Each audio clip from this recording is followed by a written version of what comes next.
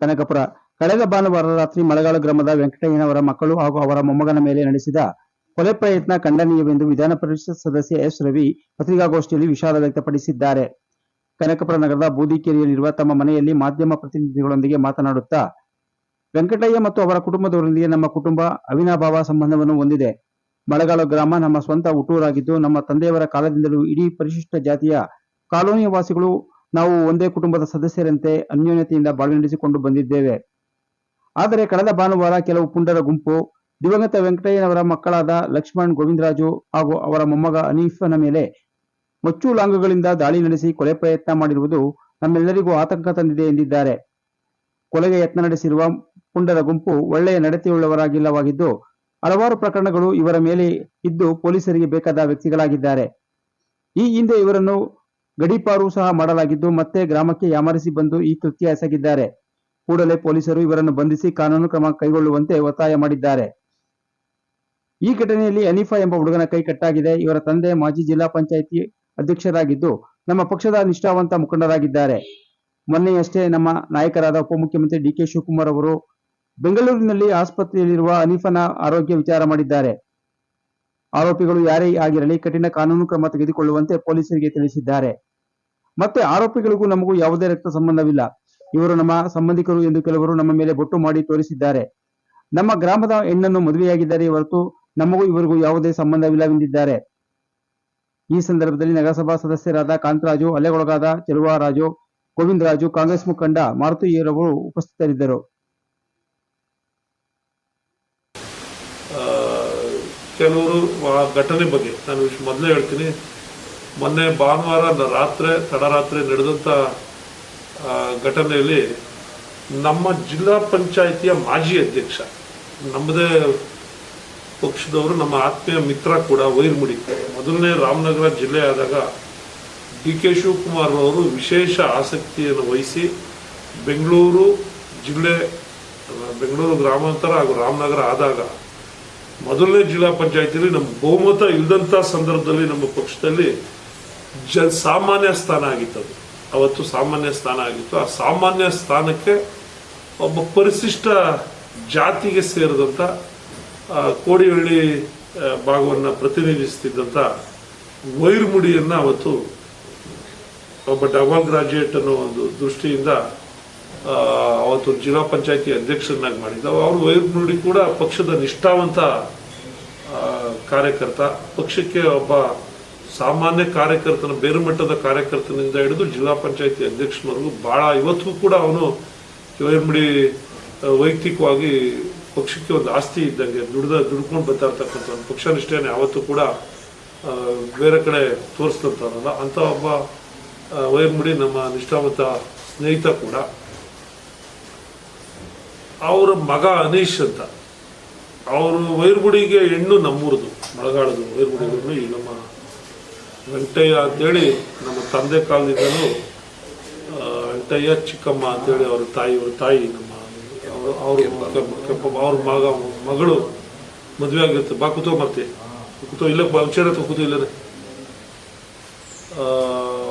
ಮಗಳು. ಅವರು ನಮಗೆ ನಮ್ಮ ಕುಟುಂಬಕ್ಕೂ ಈ ವೆಂಕಟಯ್ಯನವರ ಕುಟುಂಬಕ್ಕೂ ಇವತ್ತಿನ ಸಂಬಂಧ ಏನಲ್ಲ, ಒಂದು ವಿಶ್ವಾಸ. ನಮ್ಮ ಮನೆಗೂ ಅವ್ರ ಮನೆಗೂ ಎಲ್ಲ ನಾವು ವಿಶ್ವಾಸದಲ್ಲಿ ಬಂದಂಥವ್ರು, ಸುಖಗಳಲ್ಲಿರ್ಬೋದು, ಇನ್ನೊಂದಿರ್ಬೋದು, ಎಲ್ಲ ವಿಚಾರಗಳಲ್ಲೂ ಜೊತೆಯಾಗಿ ಬಂದಿರ್ತಕ್ಕಂಥವ್ರು. ಅಷ್ಟೇ ಅಲ್ಲ, ವೆಂಕಟಯ್ಯ ಅಂತಾನೆ ಅಲ್ಲ, ಇಡೀ ಕಾಲೋನಿ, ನಮ್ಮ ಮಳಗಾಡು ಪರಿಶಿಷ್ಟ ಜಾತಿಯ ಕಾಲೋನಿ ಏನಿದೆಯೋ, ಕಾಲೋನಿ ಬೇರೆಯವರು ಯಾರ ಜೊತೆ ಹೆಂಗಿದೆಯೋ ಏನೋ ಗೊತ್ತಿಲ್ಲ, ನಮ್ಮ ಕುಟುಂಬದ ಜೊತೆ ಯಾವತ್ತೂ ಕಾಲೋನಿಗೂ ನಮಗೂ ಒಂದು ಸಣ್ಣ 0.001% ಕೂಡ ವ್ಯತ್ಯಾಸ ಇಲ್ಲದೇ ಇರ್ತಕ್ಕಂಥದ್ದು. ಕಾಲೋನಿ ನಮ್ಮ ಜೊತೆ ನಿರಂತರವಾಗಿ ಕಾಲೋನಿ ನಿರಂತರವಾಗಿ ನಮ್ಮ ಜೊತೆ ಒಂದು ಬಾಂಧವ್ಯ ಮಾಡ್ಕೊಂಡಿರ್ತಕ್ಕಂಥದ್ದು. ಕೇವಲ ರಾಜಕೀಯಕ್ಕೋಸ್ಕರ ಕೇವಲ ಕುತ್ಕೊಳ್ಳೋದು, ಅವ್ರು ಚೇರ್ ಹಾಕ್ತಾರೆ, ಇನ್ನೊಂದು ಚೇರ್ ಕೊಡೋದು ಮದವ ಕುತ್ಕೊಳ್ಳೋದು, ಆಯ್ತು ಕುತ್ಕೊಳ್ಳೋದು, ಟೇಬಲ್ ಜರ್ಸ್ ಕುತ್ಕೊಳ್ಳೋದು, ಅವರೆಲ್ಲ ಕುತ್ಕೋತಾರೆ, ಒಂದು ಚೇರ್ ಹತ್ರ. ಕಾಲೋನಿಗೂ ನಮ್ಮ ಕುಟುಂಬಕ್ಕೂ ನಿರಂತರ, ನಮ್ಮ ಮಂಚೇಗೌಡರ ಕುಟುಂಬ ಅಂತ ನಮ್ಮ ಕುಟುಂಬಕ್ಕೂ ನಿರಂತರವಾದಂಥ ಒಂದು ಅವಿನಾಭಾವ ಸಂಬಂಧ. ಬರೀ ಓಟ್ ಮಾತ್ರ ಅಲ್ಲ, ಎಲೆಕ್ಷನ್ ಬರ್ತದೆ, ಎಲೆಕ್ಷನ್ ಹೋಯ್ತದೆ, ಕೆಲವು ವ್ಯತ್ಯಾಸಗಳು ಚುನಾವಣೆಗಳು ಬಂದಾಗ ನಡೀತವೆ. ಅಷ್ಟಕ್ಕೆ ಅಲ್ಲ, ನಮ್ಮ ಇದು ಯಾವುದೊಂದು ಹಬ್ಬ ಮಾಡೋದಿರಲಿ, ಅದಕ್ಕೆ ನಮ್ಮ ಕಾಲೋನಿಯಲ್ಲಿ ಯಾವ್ದಾದ್ರು ಸಿದ್ದಪ್ಪಾಜಿ ಸೇವೆ ಮಾಡೋದಿರಲಿ, ಅಥವಾ ಒಂದು ಮದುವೆ ಆಗೋದಿರಲಿ, ಒಂದು ಒಳ್ಳೆಯದು ಕೆಟ್ಟದ್ದು ಒಂದು ಆರೋಗ್ಯದ ವಿಚಾರದಲ್ಲಿರ್ಬೋದು, ಯಾವುದೋ ಒಂದು ಸಾವು ನೋವಲ್ಲಿ ಎಲ್ಲದರಲ್ಲೂ ಒಂದು ನಮ್ಮ ಜೊತೆ ಅವ್ರಿರ್ತಕ್ಕಂಥದ್ದು. ನಮ್ಮ ಕುಟುಂಬಕ್ಕೂ ಕೂಡ ಅವರು ಇಡೀ ಕಾಲೋನಿ ನಾವು ನಮ್ಮ ಕುಟುಂಬ ಅಂದರೆ ಅವತ್ತಿಂದ ಒಂದು ಪ್ರೀತಿ ಮಾಡಿಕೊಂಡು ನಮ್ಮ ಜೊತೆ ಏನೆಲ್ಲ ಸಂದರ್ಭಗಳು ಬಂದರೂ ಕೂಡ ನಮ್ಮದೇನೇ ಕಷ್ಟ ಸುಖ ಬರಲಿ, ನಮಗೆ ಬರೀ ಅವ್ರ ಕಷ್ಟ ಸುಖ ಅಲ್ಲ, ನಮಗೆ ಕಷ್ಟ ಸುಖ ಬಂದಾಗ ಕೂಡ ಇಡೀ ಕಾಲೋನಿ ನಮ್ಮ ಜೊತೆ ನಿಂತಂಥದ್ದು. ಯಾವುದೇ ಒಂದು ಎಲ್ಲೋ ಒಂದೆಲ್ಲ ಏನೋ ಒಂದು ಹೆಚ್ಚು ಕಮ್ಮಿ ಆಯಿತು ಅಂದರೆ ಅವರು ನಮ್ಮನೆ ಅಣ್ಣ ತಮ್ಮದಿರಿಗೆ ಆಯಿತು ಅನ್ನೋ ಒಂದು ಭಾವನೆಗೆ ಇರ್ತಕ್ಕಂಥದ್ದು ನಮ್ಮ ಸಂಬಂಧ. ಅಂಥ ಒಂದು ಸಂಬಂಧ ಅವ್ರದ್ದು ನಮ್ಮದು. ಅವರವರಲ್ಲಿ ಏನೇ ವ್ಯತ್ಯಾಸಗಳು ಕಿತ್ತಾಟ ಬಂದ್ರೂ ನಮ್ಮ ಜೊತೆ ಎಲ್ಲ ಎರಡು ಗುಂಪಿದ್ರೆ ಎರಡು ಗುಂಪು ನಮ್ಮ ಜೊತೆ ಒಂದು ಅವಿನಾಭಾವ ಸಂಬಂಧ ಮಾಡಿಕೊಂಡು ನ್ಯಾಯ ಪಂಚಾಯತಿ ರಾಜಿಗೆ ನಮ್ಮ ಕುಟುಂಬದ ಜೊತೆ ಒಡನಾಟ ಮಾಡ್ಕೊಂಡು ಬಂದಿರ್ತಕ್ಕಂಥವ್ರು. ಇಂಥ ಒಂದು ಸಂಬಂಧದಲ್ಲಿ ಇತ್ತೀಚೆಗೆ ಕೆಲವು ನಮ್ಮ ಮಳಗಾಳ ಗ್ರಾಮದಲ್ಲಿ ಕೆಲವು ಪುಂಡು ಪುಕಾರಿಗಳು ತಲೆ ಎತ್ತಿರ್ತಕ್ಕಂಥದ್ದು ಒಂದು ವಿಷಾದಕರವಾದಂಥ ಸಂಗತಿ.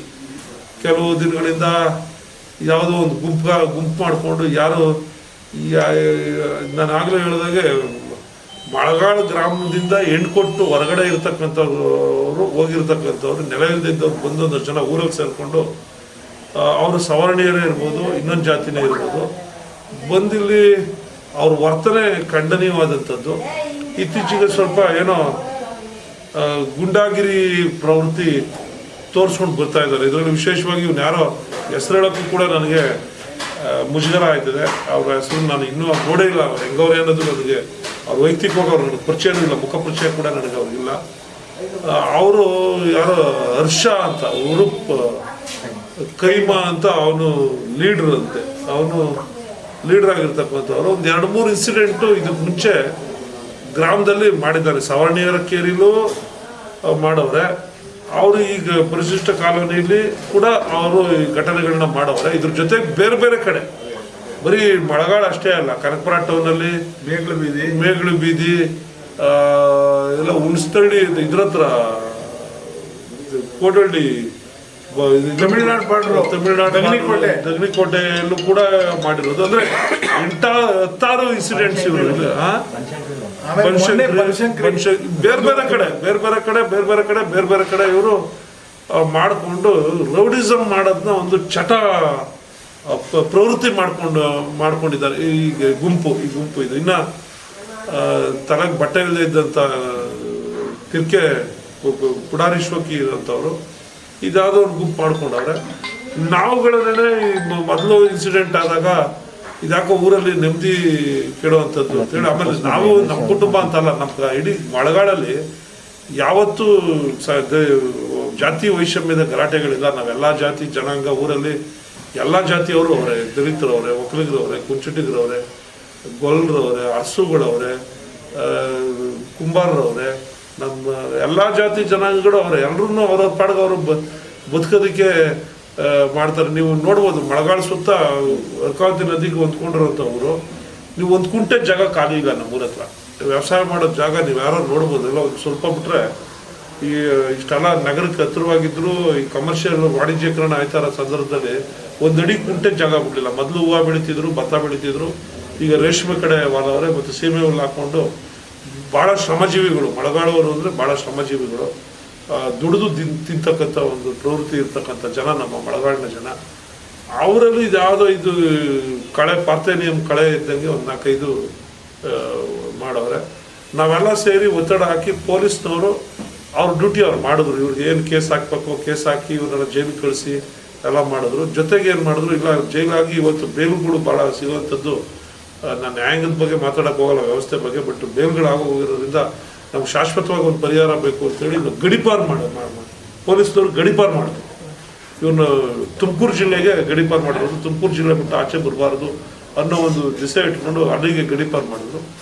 ಗಡಿಪಾರು ಆಗಿರೋ ವ್ಯಕ್ತಿ ಇವತ್ತು ಅದ್ಯಾವ ಸಂದರ್ಭದಲ್ಲಿ ಬಂದವನೋ ಏನೋ ಗೊತ್ತಿಲ್ಲ, ಅದು ಯಾರಿಗೂ ಗೊತ್ತಿಲ್ಲ.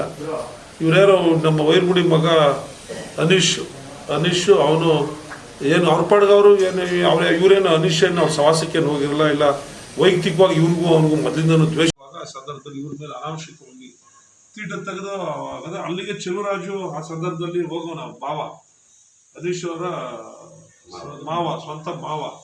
ಇವ್ರು ಹೋಗಿ ಇಬ್ರಿಗೂ ಬೈದು ಬುದ್ಧಿ ಹೇಳಿ ಹೋಗ್ರ ಯಾಕೋ ಕಿತ್ತಾಡ್ತಾ ಇದ್ದೀರಿ, ಏನೋ ಬೇಡ ಮರ್ಯಾದೆ ಬಿಡೋದ್ರು ಅಂತ ಬಿಡಿಸ್ಬಿಟ್ಟು ಮನೆ ಕಳ್ಸೋನು. ಅವ್ರನ್ನ ಸಮಾಧಾನ ಮಾಡಿ ಇವು ಹುಡುಗರು ನೀವ್ಯಾಕೋ ಅವ್ರ ಜೊತೆ ಹೋಗಿದ್ದೀರಿ ಬರೋ ರೆಗಾರ್ ಮಾಡ್ಕೊಳ್ಳಿ ಅಂತ ಮನೆ ಕರ್ಕೊಬಂದವ್ರು. ಇವರು ಮನೆ ಕರ್ಕೊಬಂದು ಊಟ ಮಾಡ್ತಾರಪ್ಪ ಇವರು. ರಾತ್ರಿ ಅಲ್ಲೇ ಕೂತ್ಕೊಂಡು ಇವ್ರ ಕಾಲೋನಿಯಲ್ಲಿ ಮೊದಲನೇ ಮನೆನೇ ಇವ್ರದ್ದು.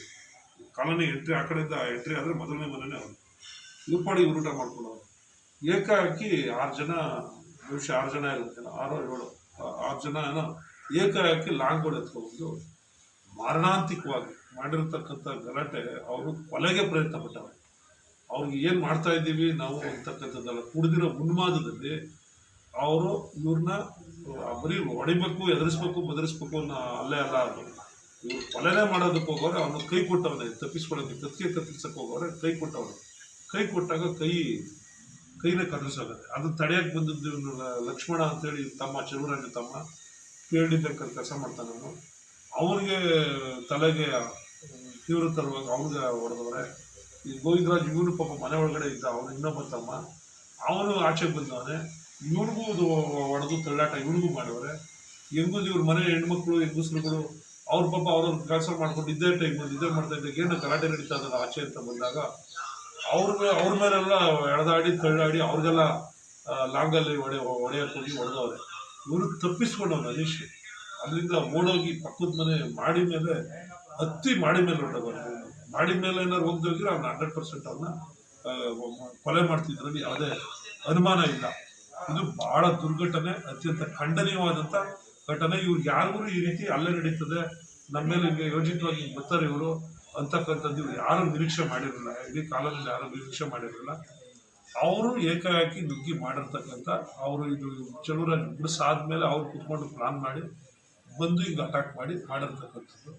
ಇದಾದ್ಮೇಲೆ ನಾನು ಇಮಿಡಿಯೇಟಾಗಿ ನನಗೆ ಗೊತ್ತಾಯಿತು. ಬೆಳಗ್ಗೆ ಗೊತ್ತಾದ್ಮೇಲೆ ನಾನು ಬೆಂಗಳೂರು ಸೆಷನ್ಗೆ ಹೋಗಿದ್ದು ಕ್ಯಾನ್ಸಲ್ ಮಾಡಿಕೊಂಡು ನಾನು ನಮ್ಮ ಪುರಸಭಾ ಸದಸ್ಯರು ಕಾಂತರಾಜು ಎಲ್ಲ ಪೊಲೀಸ್ ಕಾಲೇಜ್ ಇಮಿಡಿಯೇಟಾಗಿ ಫೋನ್ ಮಾಡಿದೆ. SP ಗೆ DSPಗೆ ಫೋನ್ ಮಾಡಿ ಇಮಿಡಿಯೇಟಾಗಿ ಅಷ್ಟೊತ್ತಿಗೆ ಪೊಲೀಸ್ನವರೆಲ್ಲ ಅಷ್ಟೊತ್ತಿಗೆ ಬಂದಿದ್ದರು. ರಾತ್ರಿನೇ ಕೈನ ತೆಗೆದು ಐಸ್ ಬಾಕ್ಸಲ್ಲಿಟ್ಟು ವಿಕ್ಟೋರಿಯಾ ಹಾಸ್ಪಿಟ್ಲ್ ಅಥವಾ ಈ ಹಾಸ್ಪಿಟ್ಲ್ಗಳಲ್ಲಿ ಇದಕ್ಕೆ ಚಿಕಿತ್ಸೆ ಕೊಟ್ಟರೆ ಸಾಲದಿಲ್ಲ, ಇದು ತೀವ್ರತರವಾದ ರಕ್ತಸ್ರಾವ ಆಯ್ತಾ ಇದರಿಂದ ಮೊದಲು ಅವ್ರು ಪ್ರಾಣ ಉಳಿಸ್ಬೇಕು ಅಂತೇಳಿ ಸೆಂಟ್ ಮಾರ್ತಾಸ್ ಪ್ರೈವೇಟ್ ಹಾಸ್ಪಿಟ್ಲಿಗೆ ಅಡ್ಮಿಟ್ ಮಾಡೋದು. ಅವ್ರು ವಿಕ್ಟೋರಿಯಾ ಸೆಂಟ್ ಜಾನ್ ಯಾಕಂತಂದ್ರೆ ಅಲ್ಲಿ ಸ್ವಲ್ಪ ಸೆಂಟ್ ಜಾನ್ ಬೆಂಗಳೂರಿಗೆ ಒಂದು ಪ್ರತಿಷ್ಠವಾದಂಥ ಆಸ್ಪತ್ರೆ.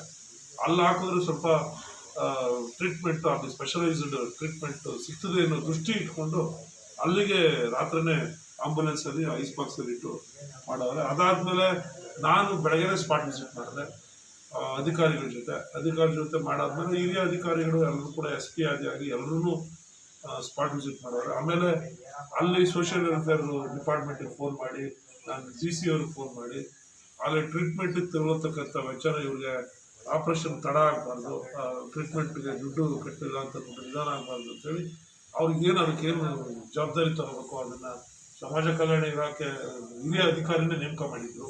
ಬೆಳಗ್ಗೆನೇ ಅಲ್ಲಿ ಬಂದು ಅವ್ರು ನಿಂತಿದ್ರು. ಡಾಕ್ಟ್ರುಗಳು ಆ ಫಾದರ್ಗೆ ನಾವೇ ಫೋನ್ ಮಾಡಿದ್ರು. DK ಶಿವಕುಮಾರ್ ಅವ್ರು ಫೋನ್ ಮಾಡೋರು. ಅವರನ್ನು ಫೋನ್ ಮಾಡಿ ಎಲ್ಲ ಮಾತಾಡಿ ಆಪ್ರೇಷನ್ ಕೂಡ ಮಾಡಿದ್ದಾರೆ. ಅದು ಯಾವ ರೀತಿ ಕೈ ಜೋಡಿಸ್ಕೊತದ ಅನ್ನೋದು ನೋಡ್ಬೇಕಾದ್ರು. ಡಾಕ್ಟ್ರುಗಳಿಗೆ ನನಗೆ ಗೊತ್ತಿರೋಂಗೆ 6 ನರ ಅಂತ ಇರೋದು, 6 ನರದಲ್ಲಿ 4 ನರ ಕಟ್ಕೊತು, 2 ನರ ಕಟ್ಕೋತಾರೆ, ಗಲ್ಲು ರಕ್ತ ಪಾಸಾಯ್ತಾ ಇಲ್ಲ ಅಂತವ್ರೆ. ಅದನ್ನು ಡಾಕ್ಟ್ರುಗಳು ಸಂಬಂಧಪಟ್ಟವರು ನೋಡ್ತಾರೆ. ಇದಾದ್ಮೇಲೆ DK ಶಿವಕುಮಾರ್ ಅವರು ಕೂಡ ಆಸ್ಪತ್ರೆಗೇ ಭೇಟಿ ಮಾಡಿದ್ರು. ಅಲ್ಲಿಗೆ ಸೆಂಟ್ ಜಾನ್ಸ್ ಆಸ್ಪತ್ರೆ ಭೇಟಿ ಮಾಡಿ ಡಾಕ್ಟ್ರುಗಳ ಹತ್ರ ಮಾತಾಡಿ, ಯಾಕಂದ್ರೆ ಅವ್ರ ಶಿಷ್ಯ ವೈರ್ಬಿಡಿ ಬೇರೆ ಯಾರಲ್ಲ, ಅವ್ರ ಸ್ವಂತ ಶಿಷ್ಯ, ಅವರು ವೈಯಕ್ತಿಕವಾಗಿ ಒಂದು ಸಂಬಂಧ ಇರ್ತಕ್ಕಂಥದ್ದು, ಭಾವನಾತ್ಮಕವಾಗಿ ಇರ್ತಕ್ಕಂಥದ್ದು. ಅವ್ರ ಜೊತೆ ಹೇಳಿ ಅವ್ರಿಗೂ ಧೈರ್ಯ ಹೇಳಿ ಯಾರ್ಯಾರು ಅಧಿಕಾರಿಗಳಿಗೆ ಏನೇನು ಹೇಳಬೇಕು, ಸೂಚನೆ ಯಾರಿಗೆ, ಜಿಲ್ಲಾಧಿಕಾರಿಗೆ ಏನು ಹೇಳ್ಕೊಡ್ಬೇಕು, ಪೊಲೀಸ್ ವರಿಷ್ಠಾಧಿಕಾರಿಗಳಿಗೆ ಒಬ್ಬ ಏನು ಯಾವ ರೀತಿ ಕ್ರಮ ತಗೋಬೇಕು ಅಂತಕ್ಕಂಥದ್ದನ್ನು ಅವ್ರಿಗಾಗಲೇ ಏನು ಕ್ರಮ ತಗೊಳ್ಳೋದ್ರ ಬಗ್ಗೆ ಸ್ಪಷ್ಟವಾಗಿ ಹೇಳೋರು. ಇದೆಲ್ಲ ನಡೀತಾ ಇದೆ, ಕಾನೂನಾತ್ಮಕವಾಗಿ ನಡೀತಾ ಇದೆ. 3 ಜನನ 4 ಜನನ ಈಗ ಆಲ್ರೆಡಿ ಅರೆಸ್ಟ್ ಮಾಡೋರೆ. ಈಗ ಆರೋಪಿಗಳ ಯಾರು ಕಂಪ್ಲೇಂಟ್ ಕೊಟ್ಟಿದ್ದಾರೋ ಅವರು ಕೂಡ ನಮ್ಮ ವೆಂಕಟಯ್ಯನ ಮನೆಯವರು ಯಾರ ಮೇಲೂ ಅನಾವಶ್ಯಕವಾಗಿ ಬೇರೆ ಯಾರು ಘಟನೆಯಲ್ಲಿ ಪಾಲ್ಗೊಳ್ಳದೇ ಇದ್ದಿರ್ತಕ್ಕಂಥ ಒಂದು ಹೆಸರು ಅವರು ಕಂಪ್ಲೇಂಟ್ ಕೊಡಲಿಲ್ಲ. ಅವರೇನೆ ನಾವು ಊರಲ್ಲಿ ದ್ವೇಷ ಅನಾವಶ್ಯಕವಾಗಿ ಎಲ್ಲರೂ ದ್ವೇಷ ಕಟ್ಕೊಳ್ಳೋದು ಬೇಡ, ಯಾರು ಭಾಗಿದಾರರಾಗಿದ್ರು ಅವ್ರ ಮೇಲೆ ಕ್ರಮ ಆಗಬೇಕು ಅಂತಕ್ಕಂಥ ಒಂದು ದೃಷ್ಟಿಯಿಂದ ಅವ್ರು ಅಷ್ಟೇ ಜನದ ಕಂಪ್ಲೇಂಟ್ ಕೊಟ್ಟವ್ರೆ. ಯಾರ ಮೇಲೆ ಯಾರಿದ್ರು ಅವ್ರ ಮೇಲೆ ಅದ್ರಲ್ಲಿ ನಾವು ಯಾರು ಎಂಟರ್ಫೈರ್ ಆಗಲಿಲ್ಲ. ಇಂಥವ್ರ ಮೇಲೆ ಕಂಪ್ಲೇಂಟ್ ಕೊಡ್ಬೇಡ, ಇಂಥವ್ರ ಕಂಪ್ಲೇಂಟ್ ಕೊಡೋದು ಯಾರಿದ್ರು ಅವ್ರು ಕೊಟ್ಟವ್ರು. ಅವ್ರು ಏನದ ಸಂದರ್ಭಕ್ಕೆ ಮಾಡೋರು. ಮಾಡಾದ್ಮೇಲೆ ಈಗ ಎಲ್ಲ ಒಂದು ಕಾನೂನಾತ್ಮಕವಾಗಿ ನಡೀತಾ ಇದೆ. ಅದು ಪೊಲೀಸ್ ಮುಂದಕ್ಕೆ ನಾವು ಒತ್ತಡ ಅನ್ನೋದೇ ಪೊಲೀಸ್ 4 ಟೀಮ್ ಮಾಡವ್ರೆ. 4 ಟೀಮ್ ಮಾಡಿ ಆರೋಪಿಗಳನ್ನ ಅವರು ಸೀಸನ್ ಇವರು ಪ್ರೊಫೆಷನಲ್ ಇವ್ರು ನಾನೇ ಹೇಳ್ತಾ ಇದ್ದೀನಲ್ಲ, ಪ್ರೊಫೆಷನಲ್ ರೌಡಿಸಮ್ ಮಾಡ್ತಾ ಇರ್ತಕ್ಕಂಥವ್ರು ಅವರು ಅದ್ರ ಕ್ರಮ ತಗೋತಾರೆ ಪೊಲೀಸ್. ಅದ್ರ ಬಗ್ಗೆ ನಾನೇ ಹೆಚ್ಚಿಗೆ ಹೇಳಕ್ ಹೋಗೋದಿಲ್ಲ, ಮುಂದಿನ ದಿನಗಳಲ್ಲಿ ನೀವೇ ನೋಡ್ತೀರಿ. ಆದ್ರೆ ಇತ್ತೀಚಿನ ದಿನಗಳಲ್ಲಿ ನಾನು ನೋಡ್ತಾ ಇದ್ದೆ, ಈಗ ತಾಲೂಕಿನಲ್ಲಿ ದಲಿತರ ಬಗ್ಗೆ, ಪರಿಶಿಷ್ಟ ಜಾತಿ ಬಗ್ಗೆ ಏನೇನು ಕಾರ್ಯಕ್ರಮ ಕೊಡಬೇಕು ಅದನ್ನು ಶಿವಕುಮಾರ್ ಅವರಾಗಲಿ ಸುರೇಶ್ ಅವರಾಗಲಿ ಆ ಕೈಲಿ ಹೇಳ್ಸ್ಕೊಂಡು ಮಾಡೋಂಥದ್ದಲ್ಲ. ಅವ್ರಿಗೆ ಏನು ಕೆಲಸ ಕೊಡಬೇಕು, ಏನು ನಮ್ಮ ಕೈಲಾಗ ಸಹಾಯ ಏನು ಮಾಡಬೇಕು ಅದನ್ನ ನಾವು ಮಾಡ್ಕೊಂಡು ನಿರಂತರವಾಗಿ ಬರ್ತಾ ಇರ್ತಕ್ಕಂಥ ಜನ ದಿಢೀರಂತ ಕೆಲವ್ರು ಮಳೆ ಬಂದರೆ ಅಣಬೆ ಉಟ್ಕೋತಾವಲ್ಲ, ಅಣಬೆ ಉಟ್ಕೊಂಡಂಗೆ ಯಾವ್ದಾದ್ರು ಘಟನೆ ಆಗೋದಾದ್ರೆ ಇಲ್ಲಿ ಬಂದು ಬೆಳೆ ಬೇಯಿಸ್ಕೊಡೋರು. ಇಲ್ಲೇನೋ ಇದೇನೋ ಕೊಚ್ಚೆಯಲ್ಲಿ ಮೀನು ಹಿಡಿಯೋ ಜಾತಿ ಒಂದಷ್ಟು ಜನ ಅವರೇ, ಒಂದಷ್ಟು ಜನ ಒಂದು ವರ್ಗ ಅದೇ. ಅಲ್ಲಿ ಬಂದು ಈ ಮಾಧ್ಯಮಗಳು ನೀವು ಪುಕ್ಸಟ್ಟೆ ಪ್ರಚಾರ ಸಿಗ್ತದೆ ಅವ್ರಿಗೆ. ಬಂದ ಅರ್ಧ ಗಂಟೆ ಒಂದು ಪ್ರೆಸ್ ಮೀಟ್ ಮಾಡ್ದ, ಬಾಯಿಗೆ ಏನು ಬರ್ತದೋ ಅದನ್ನ ಮಾತಾಡ್ದ ಹೋಯ್ತಾ ಇದ್ದ ಅಷ್ಟೇ. ಏನು ಸಾಯ್ತಿದ್ದೀರಾ ಅವ್ರು ಹೋಗಿ ಮುಗಿದ್ಮೇಲೆ ಮುಗಿದೋಯ್ತು. ಅವ್ರು ಬಂದು ಪ್ರೆಸ್ ಮೀಟ್ ಮಾಡ್ಬಿಟ್ರೆ ಅದು ಅಷ್ಟೇ. ಅವ್ರ ಪ್ರಚಾರ ಸಿಕ್ತು, ಪ್ರಚಾರ ತಗೊಂಡು ಅವ್ರ ವೈಯಕ್ತಿಕ ಹಿತಾಸಕ್ತಿಗೆ ಅದನ್ನ ಪ್ರಚಾರನ ಬಳಸ್ಕೊಳ್ಳೋತ್ತವ್ರು. ಅವ್ರಿಗೆ ಶಿವಕುಮಾರ್ ಅವ್ರ ಬಗ್ಗೆ ಮಾತಾಡಿದ್ರೆ ವೈಟೇಜ್ ಜಾಸ್ತಿ ಅಂತ, ವೈಟೇಜ್ ಜಾಸ್ತಿ, ಅವ್ರಿಗೇನೋ ದೊಡ್ಡ ಲೀಡರ್ಶಿಪ್ ಬರ್ತದೆ ಅಂತ ಹೇಳ್ಬಿಟ್ಟು ಇವತ್ತು ಪತ್ರಿಕೆ ನೋಡಿದೆ. DCM ಶಿವಕುಮಾರ್ ಅವರ ಸಂಬಂಧಿಕರು, ಅಲ್ಲೇ ಮಾಡಿರೋರು, ಕೈ ಕಡ್ದಿರೋರು ಅಲ್ಲೇ ಶಿವಕುಮಾರ್ ಅವ್ರ ಸಂಬಂಧಿಕರು ಅಂತ ಹೇಳಿ ಮಾಡಿದ್ದಾರೆ. ಇದೆಲ್ಲ ಯಾವ ಸಂಬಂಧ ನಮ್ಗೆ? ನಾವ್ಯಾರು ಜಾತಿ ಇದ್ದ ಜಾತಿಲೇ ಹುಟ್ಟಬೇಕು ಅಂತ ಯಾರು ಅರ್ಜಿ ಹಾಕೊಂಡು ಯಾರು ಹುಟ್ಟಿಲ್ಲ. ನಾವು ಹುಟ್ಟಿದೀವಿ ಒಂದು ಜಾತಿಲಿ ಹುಟ್ಬಿಟ್ಟಿದ್ದೀವಿ, ಅಪ್ಪ ಅಮ್ಮ ಇದ್ರು ನಾವು ಹುಟ್ಬಿಟ್ಟಿದ್ದೀವಿ. ಅದಕ್ಕೆ ಏನ್ ಮಾಡುವಾಗ ಜಾತಿಲಿ ಹುಟ್ಟಿರೋದೇ ಒಂದು ಶಾಪನೇ. ನಾವು ಯಾರೋ ಇನ್ಸಿಡೆಂಟ್ ಮಾಡಿರೋರು ಒಂದು ಜಾತಿ, ಮಾಡಿಸ್ಕೊಂಡಿರೋದು ಒಂದು ಜಾತಿ. ನಮ್ಮ ಮಳೆಗಾಡು ಭಾಳ ಒಂದು ಶಾಂತಿಯ ತೋಟ ಇದ್ದಂಗೆ. ಯಾವ ಜಾತಿ ಕಲ್ಬ ನಮ್ಮಲ್ಲಿ ಯಾರು ಇಲ್ಲ, ನಾವೆಲ್ಲ ಅಣ್ಣ ತಮ್ಮದಿರಿದ್ದಂಗೆ ಇದ್ದೀವಿ. ನಾನು ಬೇರೆಯವ್ರನ್ನ ಕೇಳ್ಕೊಳ್ಳೋದು ಕೈ ಮುಗಿದು ಇವತ್ತು ಬರ್ತೀರಿ, ನಿಮ್ಮ ವೈಯಕ್ತಿಕ ಆಸೆಗೆ ಊರಿಗೆ ಬೆಂಕಿ ಕಕ್ ಬರಬೇಡಿ. ನಮ್ಮ ತಾಲೂಕಲ್ಲಿ ಆಯ್ತಾ ಇನ್ಸಿಡೆಂಟ್ಸ್ ಏನೋ ಆಯ್ತಾ ಇರೋದಕ್ಕೆ ಪೊಲೀಸರು ಸೂಕ್ತ ಕ್ರಮ ತಗೋತಾರೆ. ನೀವು ಬಂದು ಇವತ್ತು ನೀವು ಬೆಂಕಿ ಇಟ್ಬಿಟ್ಟು ನಮ್ಗೆ ನೆಮ್ಮದಿ ಹಾಳು ಮಾಡೋದು ಬೇಡ. ಇದು ಅವ್ರ ಮಾತುಗಳಿಗೆ ಸಾಮಾನ್ಯ ಜನ ಕೂಡ ತಲೆ ಕೆಡಿಸ್ಕೊಳ್ಳುವಂಥದ್ದೇನು ಬೇಡ.